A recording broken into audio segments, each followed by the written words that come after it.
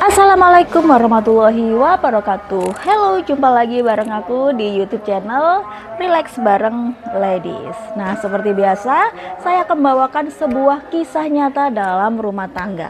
Kali ini cerita datang dari sepasang pasutri, pengantin baru yang usianya masih muda, sekitar 20 tahunan. Mereka bertemu di sebuah aplikasi biru di medsos. Mereka berkenalan dan akhirnya mereka saling jatuh cinta, di mana si perempuan ini berasal dari Jawa dan si laki-laki ini berasal dari luar Jawa, tepatnya sih di Makassar ya, di daerah Makassar situ. Mereka dipertemukan di media sosial aplikasi biru. Mereka komunikasi sampai lama, akhirnya mereka ngajak ketemuan nih di tengah-tengah, yaitu ya bukan di tengah-tengah sih, lebih dekat ke Jawa Timur. Mungkin kasihan ceweknya kalau terlalu jauh. Nah, ketemuan nih di tengah-tengah di Jawa Timur. Akhirnya mereka ketemuan, mungkin mereka sama-sama cocok ya, udah cocok secara fisik, secara hati mungkin. Akhirnya mereka berpisah kembali, pergi ke kampung halaman masing-masing. Mereka berkomunikasi lagi lewat chat, telepon, VC dan lain sebagainya. Nah, dari situ terjalin hubungan selama 2 tahun mereka LDR. Sampai akhirnya mereka memutuskan untuk nikah aja yuk. Kita udah sama-sama cocok nih. Oke. Di situ pekerjaan si suami ini seperti pelaut gitu ya. Jadi kerjanya kayak ABK gitu, tapi ABK sukses. Hitungannya sukses karena dia adalah salah satu cucu pemilik dari kapal. Konon katanya seperti itu. Jadi iming-iming lah ya, punya ini dan lain sebagainya, penghasilannya gede. Jadi si perempuannya ini belum sempat kerja. Dia sih pengennya kerja, tapi karena udah keduluan nikah, jadi niat kerjanya udah hilang begitu saja. Akhirnya mereka lamaran terlihat nih, keluarga dari calon suaminya ini kelihatannya kaya raya nih. Karena apa? Ngasih duit berapa puluh juta nih untuk biaya pernikahan nanti. Nih untuk makanya tolong ya jangan terlalu sederhana, agak mewah. Sedangkan keluarga perempuannya ini keluarga biasa-biasa aja. Ibunya adalah seorang PRT, pembantu rumah tangga. Dikasih mandat oleh calon besannya nih, kalau nanti ada gawe tolong ya kasih yang agak meriah, jangan yang biasa-biasa aja kayak gitu. Sedangkan ibu dari perempuan ini langsung down. Aku orang nggak punya, bagaimana aku bisa dapat biaya untuk gawe yang cukup mewah. Akhirnya si anak ini, si sebut saja nih ya, dia namanya Neni ya, dan si lakinya ini sebut aja Agung. Si Neni ini ngomong sama Agung, Mas, ibumu pesan katanya pernikahan kita harus mewah, sedangkan kamu tahu sendiri kondisi keluarga aku kayak gimana. Oke, itu bukan masalah, kata cowoknya nih. Akhirnya cowoknya ngomong nih sama ibunya, Bu, adik katanya gini-gini. Ya udah, nggak usah takut nih, kasih uang. Dikasih uang berapa? 10 juta doang. 10 juta itu untuk biaya makan. Katanya nggak boleh sederhana. 10 juta guys, dapat apa sih? Sedangkan undangannya cukup banyak. Kemudian sekarang ngobrol masalah dekor nih, dekorasi, kuade dan lain sebagainya. Tolong kalau bikin dekor untuk pengantin nanti yang meriah ya. Beneran nih dicariin kayak tenda semi gedung, terus ada AC-nya di dalamnya. Meriah banget, udah kayak artis. Sampai orang-orang tangga di situ kayak heran loh. Dia bisa ya bikin pesta segede ini, semewah ini. Seneng dong ya, tetangganya juga ikut seneng. Ternyata teman-teman ada udang di balik batu. Yang namanya calon besanya ini ngasih uang 10 juta, terus udah kasih modal buat bikin tenda nih semi gedung yang cukup mewah kayak artis ya, dingin adem di dalamnya sampai orang-orang tuh wow kayak gitu-gitu ya. Lampunya juga mewah, make upnya juga keren. Nah, ternyata dikiranya nih si ibu dari Neni ini, wah nanti tamuku banyak, nanti uangnya pasti dikasih ke aku karena kan hajatnya nih di rumahku, pasti uangnya nanti dikasih ke aku hasil amplopnya ini. Kan itu pikiran dari ibu si Neni ini, karena kan hajatnya ada di rumah si Neni ini ya. Ternyata salah.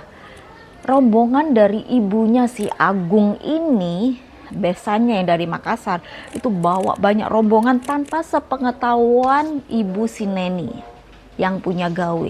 Jadi bawa rombongan, dia juga bawa kotak duit yang biasanya tempat amplop itu dari para undangan.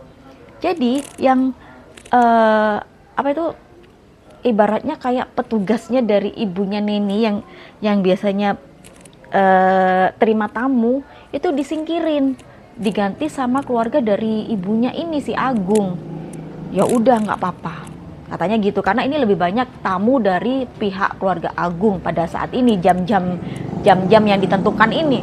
Datanglah nih terima tamu dari keluarga si Agung beserta tamu-tamunya, beserta kotak uang yang disiapkan sendiri oleh keluarganya si Agung ini. Sedangkan terima tamu dari keluarga si Neni ini duduk pindah tempat, mereka mungkin istirahat, tapi mereka nggak ada pikiran-pikiran negatif apakah uangnya mau dikasihkan apa enggak, tapi mereka terpositif, uangnya pasti dikasihkan ke aku, karena di sini kan aku yang punya gawe, aku yang repot. Uang 10 juta itu nggak cukup untuk undangan sebanyak itu, makanan semewah itu, dan tenda yang sebesar itu. Jadi masih banyak tomboknya nih keluarga Neni. Akhirnya keluarga tamu dari keluarga ibunya Agung nih dari si Besok udah datang semua, kurang lebih 2 jaman mereka datang, mereka selesai di tamu terakhir. Nah, diberesin nih kotak uangnya, amplop dari hasil dari tamu keluarga si Agung, diberesin semuanya, kabur, langsung pulang mereka rombongannya. Nah, yang di sini kan nggak tahu nih, pamitan juga enggak, ngobrol-ngobrol juga enggak, tiba-tiba ngilang aja, tiba-tiba pergi aja. Kaget dong keluarga si Neni, kok gitu? Terus mereka kemana? Kenapa mereka nggak pamitan dulu? Habis makan-makan ngobrol kayak atau apa, pamitan kayak terima kasih atau apa, kenapa mereka tiba-tiba ngilang? Nah, timbullah curiga nih, kotak uangnya coba mana? Nah, dari situlah terima tamu dari keluarga Neni ini bilang, tadi ada terima tamu sendiri dari keluarga si Agung, si Besan. Mereka bawa terima tamu sendiri dan bawa kotak uang sendiri. Kaget dong ibunya Neni. Ibunya Neni nggak tahu menau tentang itu. Kok kamu nggak bilang sama aku kalau mereka bawa kotak sendiri? Aku kira ibu tahu. Mereka dengan santainya nyuruh kita pergi dan naruh kotak uangnya di situ dan mereka jadi terima tamunya. Aku kira ibu tahu. Ternyata ibunya Neni ini nggak tahu, guys. Dia nggak tahu menau. Dia masih positive thinking. Terus sekarang gimana? Kotak uangnya mana? Ini kotak uang yang sekarang ada di sini hanya dari tamu-tamu ibunya Neni yang ada di sekitar situ, rumah situ, warga situ. Terus tamu-tamu ibunya Agung, kotak uangnya mana? Ya udah dibawa sama terima tamunya ibunya Agung. Tadi tamunya pulang, mereka ikut pulang barengan. Kok nggak ada pamitan? Ya iyalah, kalau pamitan nanti kelihatan bawa kotak uangnya. Nggak usah pamitan, langsung pergi, ninggalin anak cowoknya ditaruh di situ. Gimana guys menurut kalian? Bukannya kalau di Bugis nih, kalau di Makassar nih kan beli ya kayak ada uang panai gitu ya, ini enggak, malah dikerjain. Mentang-mentang di Jawa nggak ada uang panai kali ya. Oh my god, kasihan banget nih keluarganya ibunya Neni nih, benar-benar shock, benar-benar depresi, stres. Sekarang tinggal bayar hutangnya aja, nggak dapat amplop, dapatnya dari warga cuman sedikit karena undangan lebih banyak dari keluarga perempuannya. Karena dari biasanya dibilang undanganku sekian, cuman ngasih sekian duit. Sedangkan di sini mikirnya, oh nanti duitnya buat aku semua pastinya, karena ini hajat di rumahku. Ngundang warga juga gak seberapa banyak, karena lebih mementingkan keluarga dari besannya. Ternyata seolah-olah kayak dimanfaatin gak sih keluarga si Neni ini sama besannya, yang katanya kaya raya banyak duit, ternyata kayak memanfaatkan aja. Kasihan dong sekarang keluarganya Neni hanya bayarkan utang. Delalah, tahu delalah nggak bahasa Jawa? Setelah beberapa bulan ternyata si Agung ini udah nggak kerja lagi nih jadi ABK karena kapalnya katanya kebakaran, dan kakeknya si kapten kapal itu, si ownernya langsung pulang ke Makassar, pulang kampung, dan kapalnya udah nggak bisa untuk kerja lagi lah, kebakaran gitu, tinggal batangnya aja. Dan si Agung ini sekarang udah nggak kerja sama sekali, dan dia tinggal di rumah mertuanya ibunya si Neni ini. Dia nggak kerja sama sekali, jadi nggak bisa ngasih penghasilan. Jadi untuk kebutuhan sehari-hari dan makannya dia numpang di keluarganya Neni, keluarga yang sebenarnya nggak terlalu punya penghasilan, keluarga menengah ke bawah. Bayangin, ketambahan satu orang yang sok kaya, yang udah ngerjain, malah sekarang nggak kerja. Tapi keluarga dari si cowok ini nggak ada rasa-rasa bersalah, nggak ada rasa-rasa terima kasih, nggak ada rasa-rasa ini loh, aku nitip anakku udah nggak kerja sekarang, ini uang atau ini beras kayak, atau ini kebutuhan rumah tangga, nggak ada. Jadi kayak dilepas aja gitu. Kasihan banget keluarga si Neni sekarang menampung satu laki-laki mau kondo.